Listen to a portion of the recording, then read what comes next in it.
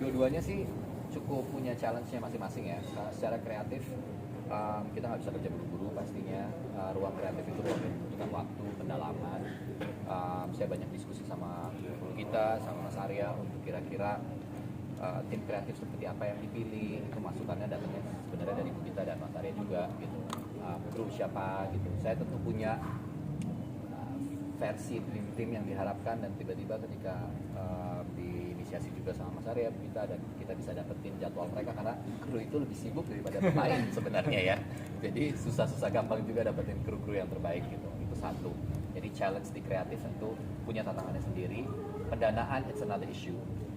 Hari ini saya rasa untuk meyakinkan investor untuk mau terlibat dalam sebuah film itu juga susah-susah gampang, karena ini kan bagaimana kami terutama mungkin kita dan Mas Arya di jajaran produser berusaha membuat konsep penawaran yang terbaik yang bisa kita offer gitu.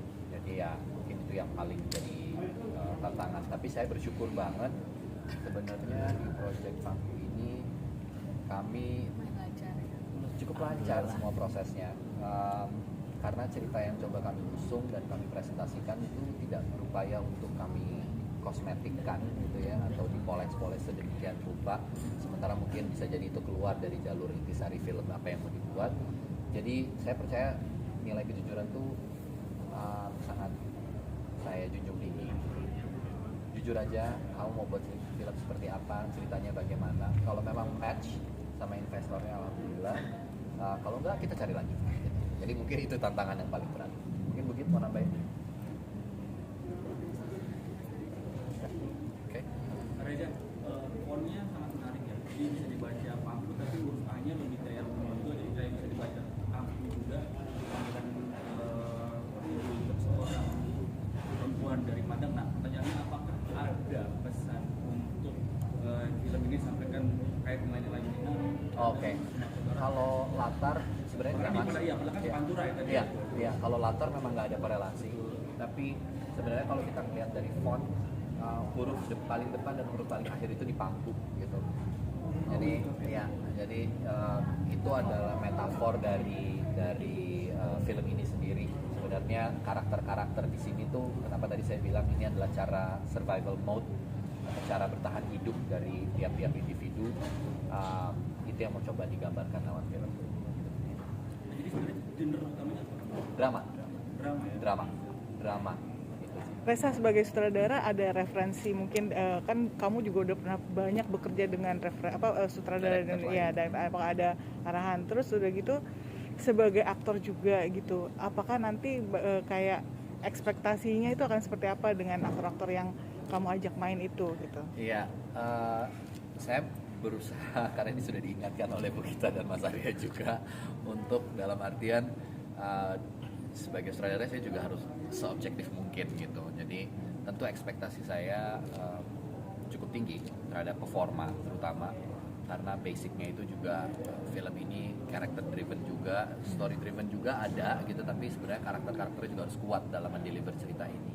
Sehingga tuntutan kepada pemain, mungkin kalau ibu tuh selalu bilang, nah ini nggak gampang loh karakternya. Terlihatnya memang mungkin sehari-hari dan lain-lain, pendekatan bahasanya juga saya mengambil pilihan bahasa Indonesia gitu. Mungkin ada karena wilayah itu kan wilayah yang sangat banyak kultur yang masuk dan berseliweran di wilayah itu. Jadi itu yang membuat buat ibu misalnya itu bisa bilang ini nggak sepenuhnya mudah.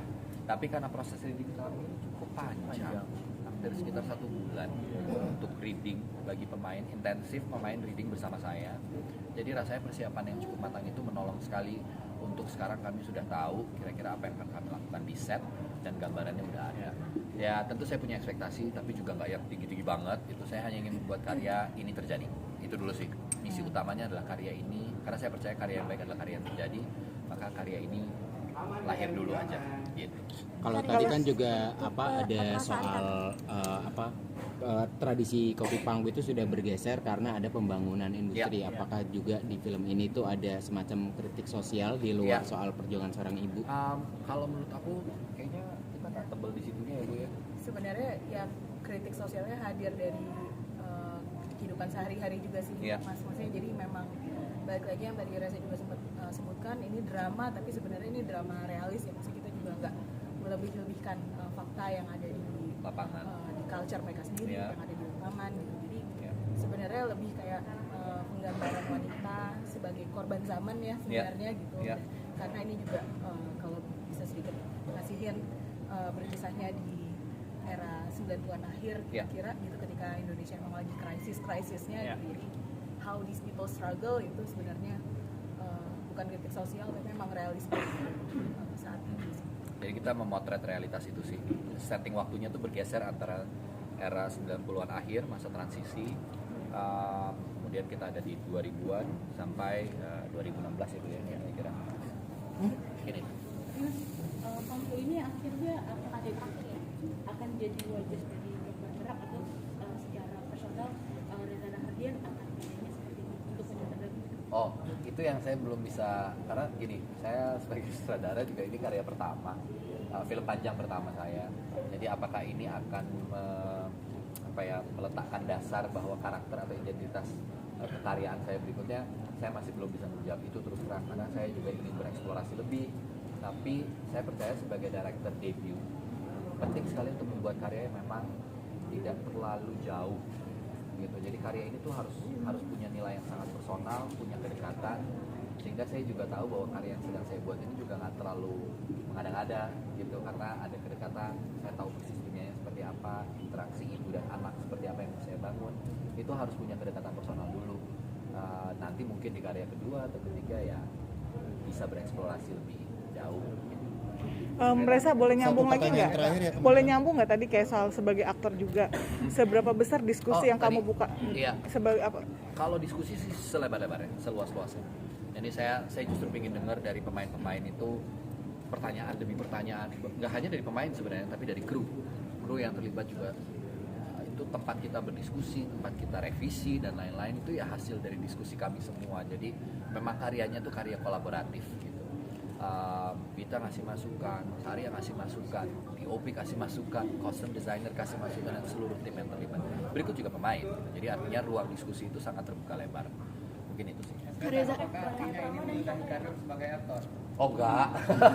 Kalau itu enggak, Mas. Tapi Diskusi sama sutradara siapa aja sebelumnya kita tahu kayak banyak sih, ada ngobrol sama Kamila Dini, ngobrol sama Mas Hanu, ngobrol sama Mbak Jenar Maisa Ayu, ngobrol sama Joko Anwar gitu.